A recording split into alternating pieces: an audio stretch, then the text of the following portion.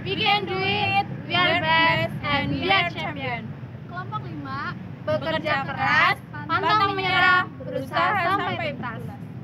Kelompok 5, Yes, yes, yes, membanggakan kampus, mengabdi pada masyarakat. Assalamualaikum warahmatullahi wabarakatuh. Perkenalkan kami dari kelas TPPL 2C kelompok 5 dengan anggota kelompok yang pertama Ika Pratiwi dengan nomor mahasiswa 19010727, yang kedua Coirunisa Firdaus Ivana dengan nomor mahasiswa 19020753, yang ketiga Rizky Novil Dahlan dengan nomor mahasiswa 19020760. Di sini kami akan mempresentasikan rangkuman jurnal untuk proyek praktikum ekologi industri pembuatan pupuk kompos berbahan dasar sampah organik.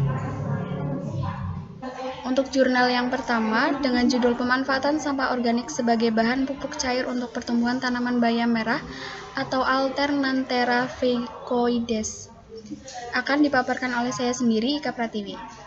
Metodologi penelitian. Penelitian ini menggunakan dua tahap penelitian. Yang pertama, pada tahap 1 merupakan penelitian deskriptif atau pembuatan dan pengujian kandungan pupuk cair organik berbahan baku sampah pasar sayur. Yang kedua, pada penelitian tahap kedua merupakan penelitian eksperimen atau tahap uji coba pupuk cair organik terhadap pertumbuhan tanaman bayam merah atau Alternanthera ficoides. Alat dan bahan. Untuk alat di sini kami menggunakan kantong kain katun tipis, gelas ukur, timbangan, cetak, hand sprayer, penggaris, termometer, luxmeter, polybag, soil tester, ember, dan pisau. Untuk bahan-bahannya ada sampah pasar sayur.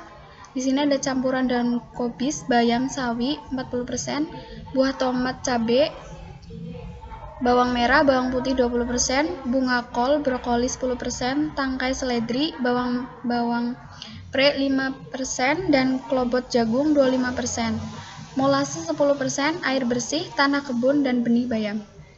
Untuk langkah kerja pada penelitian tahap 1, yaitu membuat pupuk cair organik berbahan baku sampah pasar sayur. Yang pertama, menyiapkan alat dan bahan pembuatan pupuk. Yang kedua, memasukkan semua bahan-bahan pembuatan pupuk cair organik berbahan baku sampah pasar sayur dengan perbandingan campuran daun kobis, bayam, sawi 40%, buah tomat, cabai, bawang merah, bawang putih 20%, bunga kol, brokoli 10%, tangkai seledri pre 5%, dan klobot jagung 25% ke dalam kantong kain katun tipis, kemudian merendamnya dalam 4 liter air dalam sebuah ember. Yang ketiga, melakukan perendaman dalam bak terbuka selama 14 hari. Saat perendaman ditambahkan molase sebanyak 10%. Yang keempat, setiap hari dilakukan pengadukan dengan cara mencelup-celupkan kantung kain berisi kompos ke dalam air. Setelah 14 hari, fermentasi menyaring larutan atau pupuk cair organik, kemudian memasukkan dalam botol. Yang kelima, setelah menyaring, menganalisis kandungan unsur N, P, dan K yang terkandung dalam pupuk cair organik di laboratorium. Untuk cara kerja tahap kedua, yang pertama menyiapkan alat dan bahan untuk pengujian pupuk cair organik terhadap tanaman bayam. Yang kedua, mengisi polybag dengan tanah, menanam benih bayam merah. Penanaman dilakukan dengan membuat lubang tanam sedalam kurang lebih 2 cm. Setiap lubang tanam ditanam 1 benih bayam.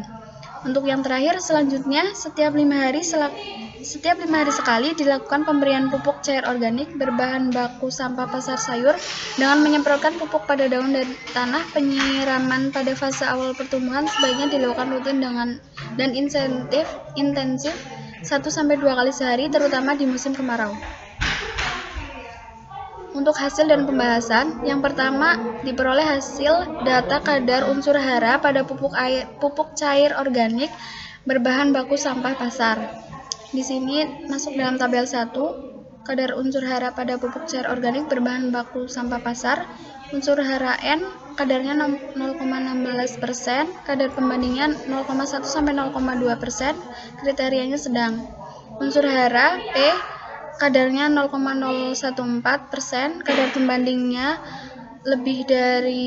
kurang dari 10%, kriterianya sangat rendah.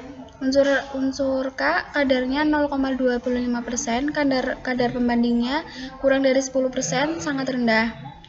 C organik kadarnya 5,20%, kadar pembandingnya lebih dari 5%, kriterianya sangat tinggi.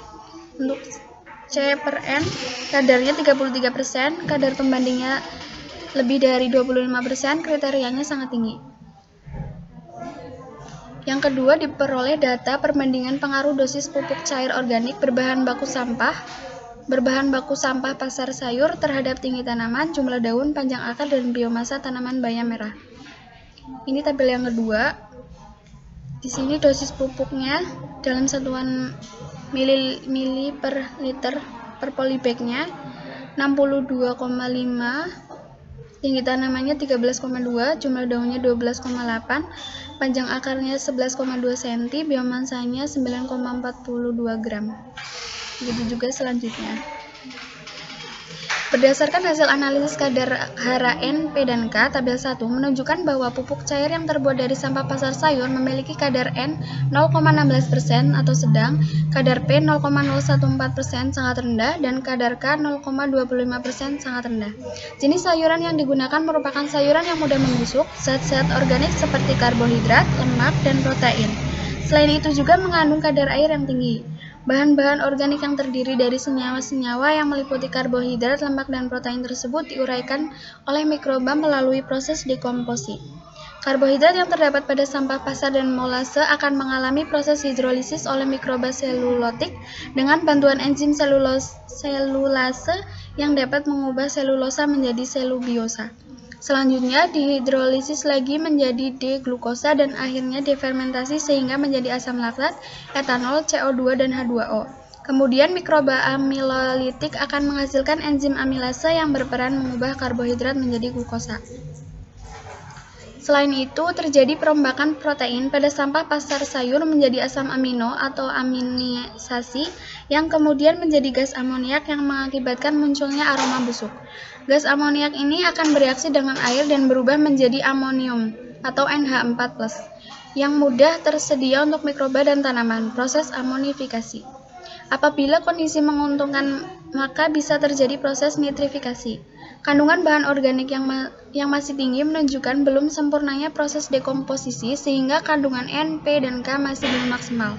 Nisbah C/N merupakan indikator yang menunjukkan proses mineralisasi imobilisasi N oleh mikrobia dekomposer bahan organik.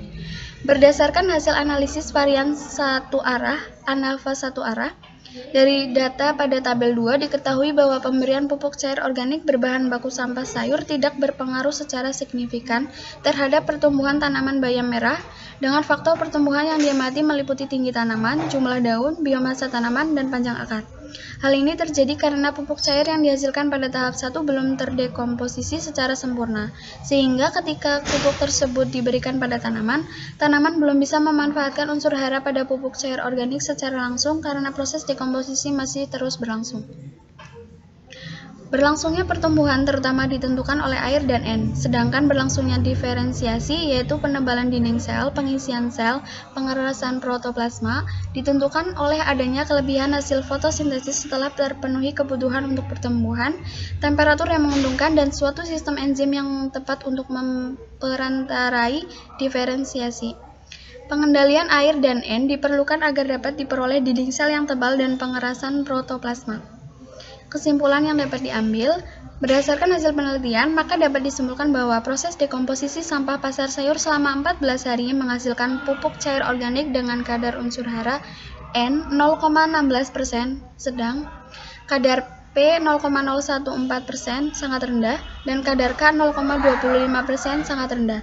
Pemberian basis pupuk cair organik berbahan dasar sampah pasar sayur dengan konsentrasi yang berbeda tidak berpengaruh secara signifikan terhadap pertumbuhan tanaman bayam atau Alternanthera ficoides. Untuk jurnal yang selanjutnya akan dijelaskan oleh Rizky Novilda Halan. Saya, Rizky Novilda Halan, akan menjelaskan jurnal yang kedua, yaitu pembuatan pupuk organik berbahan sampah organik rumah tangga dengan penambahan aktivator E4 di daerah kayu tangi. Metode penelitian, alat dan bahan. Alat yang digunakan antara lain komposter berupa keranjang, sekop, ayakan, labu, pemangas atau blockcaster, raca analitis, desikator, Erlenmeyer, labu ukur, labu destilasi, pipet takar, buret, gelas ukur, pH meter, penangas, botol film, pipet tetes, spektrofotometer UV, dan AAS. Bahan yang digunakan antara lain sampah organik, indikator Combine, Aquades, selenium mixture, NaOH, K2CrO7, H2SO4 98%, HClO4, HNO3, Devarda alloy, buffer standar pH 4,0 dan 7,0, M4 dan kertas saring W4. Langkah kerja. Yang pertama, pemisahan sampah organik, sisa makanan, sisa sayuran, dan proses memasak dan kulit buah dikumpulkan dan dipisahkan dari sampah anorganik berupa sampah plastik. Sampah berupa batang tanaman, sayur daun, atau kulit buah yang keras akan dipotong-potong terlebih dahulu. Yang kedua, sampah yang telah terkumpul kemudian dicampur dengan sedikit tanah atau kompos setengah matang atau kotoran hewan dan kemudian diaduk sampai rata. Yang ketiga, kemudian ditambahkan M4 sebagai mikroorganisme starternya untuk mempercepat proses pengomposan. Yang keempat, kompos dibiarkan tidak dibalik-balik hingga pengomposan sudah selesai menjadi matang berupa kompos berwarna hitam, remah, dan berbau segar. Yang kelima, analisa yang dilakukan dalam penelitian ini yaitu warna kompos, bau kompos, penentuan pH, penentuan kadar air, penentuan kadar C organik, penentuan N, penentuan kadar fosfor, penentuan kadar kalium, penentuan besi dengan metode AAS, dan penentuan ZN dengan metode AAS. Hasil dan pembahasan. Kecepatan bahan baku untuk dikomposkan terlihat dari lamanya proses. Bisa kalian lihat di tabel ini, tabel 1. Pembahasan. Pada proses pengomposan terjadi penyusutan. Penyusutan yang paling tinggi terjadi kepada kompos dengan aktivitas M4 yaitu sebesar 45,7%, kemudian pada kompos dengan aktivator kotoran sapi dan pupuk organik komersial sebesar 40,3%. Penyusutan ini disebabkan karena terjadinya pembesaran unsur hara dari senyawa organik menjadi senyawa anorganik yang berguna bagi tanaman karena senyawa nitrogen yang larut meningkat, sebagian besar senyawa karbon hilang dan menguap ke udara, serta proses pencernaan menghasilkan panas yang menguap kandungan uap air dan CO2 dalam rumput-rumputan dan bahan campurannya. Kompos yang sudah jadi matang dicirikan dengan terjadinya perubahan warna menjadi coklat kehitaman, suhu turun dan mendekati suhu pada awal proses pengomposan, terjadi penyusutan berat bahan kompos dan kadar air kompos berkisar 50-60%. Hasil yang didapatkan bahwa pada minggu ketiga kompos sudah menjadi matang untuk yang menggunakan M4 dan minggu ke-6 untuk yang menggunakan kotoran sapi dan pupuk organik komersial, di mana warna kompos yang terbentuk adalah warna hitam sedikit coklat. Yang tabel kedua adalah hasil pengujian kualitas kimia kompos berbahan rerumputan rawa dan sampah organik dapur. Bisa kalian lihat tabelnya. Pada tabel di atas terlihat bahwa kadar air kompos dari masing-masing aktivator berbeda. Untuk kompos yang menggunakan aktivator kotoran sapi dan pupuk organik komersial memiliki kadar air 55,3%, sedangkan untuk kompos dengan aktivator M4 memiliki kadar air 40,6%. Nilai kadar air untuk kompos yang menggunakan aktivator dengan aktivator M4 yaitu 7,3. Kandungan unsur hara juga dipengaruhi oleh kemasan bahan kompos. Menurut Novia 2005, nilai pH kompos berpengaruh terhadap kelarutan unsur mikro seperti Fe, Sn, Cu, B, Mn, Mo. Rasio C/N merupakan perbandingan antara karbohidrat dengan nitrogen, di mana rasio C/N untuk tanah berkisar antara 10-12. Bahan organik yang memiliki rasio mendekati atau sama dengan rasio C/N tanah. Pada tabel di atas terlihat bahwa kadar C organik dan N total masing-masing kompos memenuhi syarat yang telah ditentukan oleh SNI, di mana untuk kompos dengan aktivator kotoran sapi dan pupuk organik komersial kadar C organik dan N total masing-masing 18,35% dan 1,67%. Dan perbandingan C/N yaitu 11, dan untuk kompos dengan aktivator M4 memiliki kadar C organik dan N total masing-masing adalah 20% dan 1,54%, dan perbandingan C per N adalah 13. Pada pH sekitar 6-7, fosfor paling mudah diserap oleh tanaman.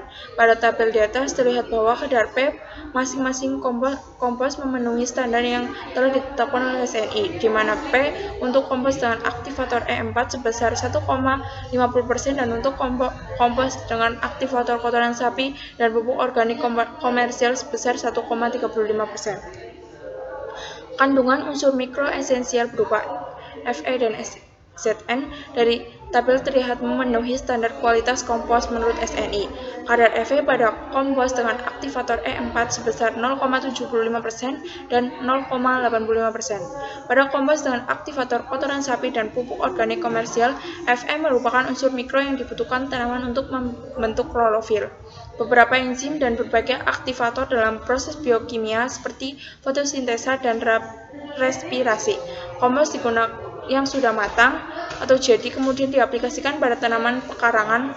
Aplikasi kompos ini dilakukan pada tanah gambut yang merupakan tanah yang kurang subur. Kesimpulan 1. Berdasarkan hasil penelitian yang telah dilakukan bahwa sampah organik rumah tangga dapat dijadikan kompos yang memenuhi standar yang telah ditetapkan oleh SNI. Yang kedua, pembuatan kompos dari sampah organik rumah tangga dapat dipercepat dengan bantuan aktivator E4 efektif mikroorganisme. Yang ketiga, kompos organik yang telah jadi dapat menyuburkan tanah walaupun tanah ditanam pada tanah yang gambut yang memiliki sifat miskin hara atau kurang subur. Yang selanjutnya akan dijelaskan oleh Khairunisa Firdaus Ivana. Saya Rasa Firdaus Ivana dengan NIM 1902070053 dari kelas TPPL 2C, anggota kelompok dari kelompok 5. Di sini saya akan menjelaskan mengenai jurnal yang ketiga dengan judul Pembuatan Kompos dari Sampah Organik Pasar dengan menggunakan M4. Dalam metode penelitian, yaitu penelitian dilakukan selama 3 bulan. Tahap-tahap dalam melakukan penelitian adalah sebagai berikut. Yang pertama adalah startup. Tempat pengomposan mula-mula diisi dengan sampah sayuran yang telah dicacah secara manual dengan ukuran sampah organik yang bervariasi dan air 2 liter. Suhu adonan dalam komposter dipertahankan 40-50 derajat Celcius. Jika suhu lebih dari 50 derajat Celcius, adonan dibolak-balik. Akan tetapi, apabila sampah organik kering, maka sampah sayur mayur disiram dengan air sambil diaduk hingga rata, dan sampah sayur mayur disiram dengan larutan M4 setelah 1 minggu sekali secara merata. Dan perlahan-lahan sampai kandungan air adonan mencapai 30-40%. Bila adonan dikepal dengan tangan, air tidak keluar dari adonan, dan bila kepalan dilepas, maka adonan akan mekar. Kemudian adonan dimasukkan ke dalam alat komposter aerob selama 28 hari. Pengecekan suhu dan pH dilakukan pada semua komposter aerob setiap 4 jam sekali. Setelah 28 hari, maka kompos dari sampah organik pasar telah selesai difermentasi dan siap digunakan sebagai pupuk kompos. Kemudian dilakukan pengukuran terhadap kandungan unsur hara makro yang terdiri atas N nitrogen, C karbon, P fosfor, dan K kalium. Kemudian selanjutnya, tahap yang kedua adalah tahap analisa. Untuk mengetahui kandungan unsur hara makro dilakukan analisa, di antaranya kandungan nitrogen total, kandungan karbon, fosfor, dan kandungan kalium. Semua metode analisa pengukuran digunakan untuk semua kandungan unsur hara makro pupuk organik. Analisa dilakukan selama 3 minggu. Analisa hasil dilaksanakan di Fakultas Pertanian jurusan Ilmu Tanah Universitas Syah Kuala dan BPTP Banda Aceh. Kemudian yang ketiga adalah analisis produk kompos. Adapun di sini terdapat tabel metode yang digunakan pada analisis produk kompos. Untuk analisa nitrogen, metode yang digunakan adalah Kedal, dan untuk analisa karbon, metode yang digunakan adalah Walkley dan Black. Untuk fosfor, spektrofotometer, dan kalium menggunakan metode fotometer. Hasil dan pembahasan. Kandungan unsur hara makro yang dianalisa dalam kompos adalah karbon, nitrogen, fosfor, kalium, dan pH. Hasil analisa unsur makro dijelaskan sebagai berikut. Yang pertama, pengukuran unsur nitrogen total atau N total. Nitrogen merupakan unsur hara utama bagi pertumbuhan tanaman yang sangat dibutuhkan untuk pembentukan ataupun pertumbuhan bagian-bagian vegetatif seperti daun, batang, dan akar. Akan tetapi, apabila kandungan nitrogen terlalu banyak dapat menghambat pembungaan dan pembuahan pada tanamannya. Pada proses pengolahan sampah dasar, kandungan unsur nitrogen berasal dari bahan-bahan organik, yaitu sisa-sisa sampah sayur mayur yang melapuk. Pada saat pelapukan terjadi, maka telah berlangsung pembentukan pupuk kompos. Nitrogen diserap tanaman dalam bentuk ion nitrat dan amonium, oleh karena itu kedua bentuk ini disebut sebagai N ataupun nitrogen.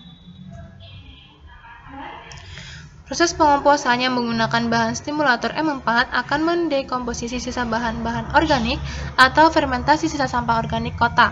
Proses pengolahan dilakukan secara terus-menerus dengan waktu pengomposan 1 sampai dengan 5 minggu dengan memvariasikan ukuran sampah pasar yaitu 3 cm dan 5 cm. Nah, gambar 1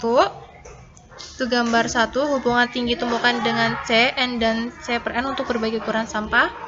Itu menunjukkan hubungan kandungan unsur hara makronitrogen dengan tinggi tumbukan, di mana konsentrasi kandungan terbesar unsur hara makronitrogen pada tinggi tumbukan 5, 10, dan 15 cm dan ukuran 3 cm masing-masing sebesar 3,02%, 3,26%, 3,17%. Sedangkan untuk ukuran 5 cm masing-masing sebesar 3,19%, 3,48%, 3,82%. Ini menunjukkan bahwa peningkatan tinggi tumpukan dapat menaikkan presentasi konsentrasi kandungan unsur hara nitrogen yang disebabkan oleh penambahan stimulator M4 sebanyak 50 ml pada tiap-tiap rak sehingga sampah organik pasar dapat terdekomposisi dengan cepat. Yang kedua adalah pengukuran unsur karbon atau C total. Karbon di dalam tanah umumnya terdapat dalam bentuk bahan organik. Bentuk bahan organik yang lebih resisten dinamakan humus. Karbon merupakan bahan baku dalam pembentukan jaringan tubuh tanaman. Pada proses pengolahan sampah pasar, sumber karbon dapat dikatakan banyak dalam bentuk terlarut dalam air, H2CO3 atau asam arang, dan CO2 dalam udara. Gambar 1 atau gambar yang berada pada itu kan. Aduh ya Allah, Rabbi, astagfirullah. Kemudian nomor 2 adalah pengukuran unsur karbon atau C total. Karbon dalam tanah umumnya terdapat dalam bentuk bahan organik. Bentuk bahan organik yang lebih resisten dinamakan humus. Karbon merupakan bahan baku dalam pembentukan jaringan tubuh tanaman. Pada proses pengolahan sampah pasar, sumber karbon dapat dikatakan banyak dalam bentuk terlarut dalam air, H2CO3 atau asam arang, dan CO2 dalam udara. Gambar 1 atau gambar yang ditunjukkan pada nomor 1 yaitu hubungan tinggi tumbukan dengan C, N, dan C per N untuk berbagai ukuran sampah. Menunjukkan hubungan kandungan unsur hara makrokarbon dengan ukuran partikel dan tinggi tumbukan, di mana konsentrasi karbon semakin meningkat yaitu pada ukuran 3 cm dengan tinggi tumbukan 5, 10, 15 cm secara berturut-turut sebesar 33,28%, 33,99%, dan 40,54%. Hal ini menunjukkan proses dekomposisi dari sampah organik dengan ukuran 3 cm berlangsung lebih cepat dibandingkan dengan ukuran 5 cm, yaitu 37,70%, 36,12%, dan 38,5%. Kemudian yang ketiga adalah rasio C per N atau karbon per nitrogen. Pengukuran karbon dibandingkan nitrogen atau C per N dilakukan dengan membandingkan kandungan unsur karbon dengan nitrogen. Bahan-bahan sampah organik pada awal proses fermentasi umumnya mempunyai rasio C per N antara 15 sampai dengan 30. Gambar 1 seperti gambar ditunjukkan pada nomor 1 menunjukkan hubungan tinggi tumbukan dengan rasio C per N, di mana rasio C per N pada ukuran 3 cm dengan tinggi tumbukan masing-masing 5, 10, dan 15 cm adalah sebesar 10 sampai dengan 87%, 10,44%, dan 12,80%. Sedangkan pada ukuran 5 cm dengan tinggi tumbukan yang sama yaitu sebesar 11,80%, 10,39%, dan 10,15%. Peningkatan rasio C per N pada ukuran 3 cm menandakan bahwa proses pembuatan kompos berjalan dengan baik, yang ditandai dengan terarahnya bahan-bahan organik. Kemudian yang keempat adalah pengukuran unsur fosfor. Fosfor merupakan unsur hara makro yang sangat penting bagi tanaman dan menjadi perhatian kedua setelah nitrogen. Fosfor diambil tanaman dalam bentuk H2PO4 dan HPO4.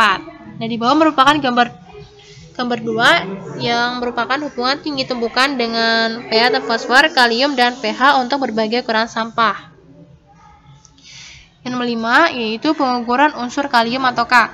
Kalium merupakan unsur hara yang sangat penting bagi tanaman dan menjadi perhatian ketiga setelah nitrogen dan fosfor. Kalium diserap dalam bentuk K+, terutama pada tanaman muda. Zat kalium mempunyai sifat mudah larut dan hanyut. Selain itu, mudah difiksasi atau diserap dalam tanah. Gambar 2, seperti gambar pada nomor 4, menunjukkan bahwa konsentrasi maksimal unsur hara kalium atau K2O diperoleh pada tinggi tumpukan 15 cm untuk ukuran 3 dan 5 cm sebesar 4,12% dan 2,55%. Pada ukuran 3 cm, konsentrasi kalium semakin meningkat, itu berarti kebutuhan kalium terpenuhi. Sedangkan pada ukuran 5 cm, konsentrasi kalium meningkat kemudian menurun. Kemudian yang nomor 6 adalah pengaruh pH atau derajat keasaman. Nilai pH merupakan gambaran terhadap keasaman, netralitas atau alkalinitas dari sampah organik atau dikenal dengan aktivitas ion hidrogen. Nilai pH menunjukkan konsentrasi ion H+ dalam sampah organik dinyatakan sebagai min log H+. Konsentrasi H yang diekstrak dengan air menyatakan keasaman aktif. Nah, gambar 2 seperti pada nomor 4 menunjukkan hubungan pH atau derajat keasaman dengan tinggi tumpukan. Dari hasil pengukuran pH diperoleh nilai yang maksimal, yaitu pada ukuran 3 dengan tinggi tumpukan 15 cm, yaitu sebesar 7,57%. Hal ini menunjukkan bahwa pH pada ukuran 3 cm memiliki pH netral, sehingga tersedianya unsur hara yang banyak atau optimal dan memenuhi standar, yaitu berkisar antara 6,5 sampai dengan 7,5%. Sedangkan untuk ukuran 5 cm dengan tinggi tumpukan 15 cm diperoleh 6 sampai dengan 17%. Nah, kesimpulan dari jurnal tersebut, yaitu dari hasil penelitian, dapat diambil kesimpulan bahwa ukuran partikel sampah sangat mempengaruhi proses pengomposan. Semakin kecil ukuran partikel, semakin cepat proses degradasi yang terjadi. Pada ukuran 3 cm diperoleh rasio C/N 12,80%, sedangkan pada ukuran 5 cm diperoleh rasio C/N sebesar 10,15%.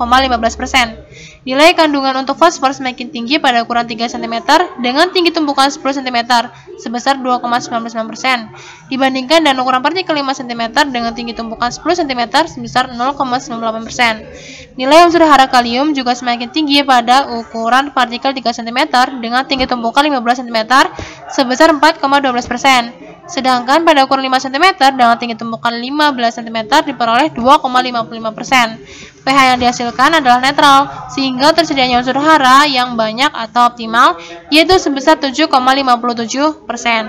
Nah, demikian penjelasan dari jurnal untuk kelompok 5. Apabila terdapat kesalahan dalam menjelaskan jurnal tersebut, kami mohon maaf yang sebesar-besarnya. Wassalamualaikum warahmatullahi wabarakatuh.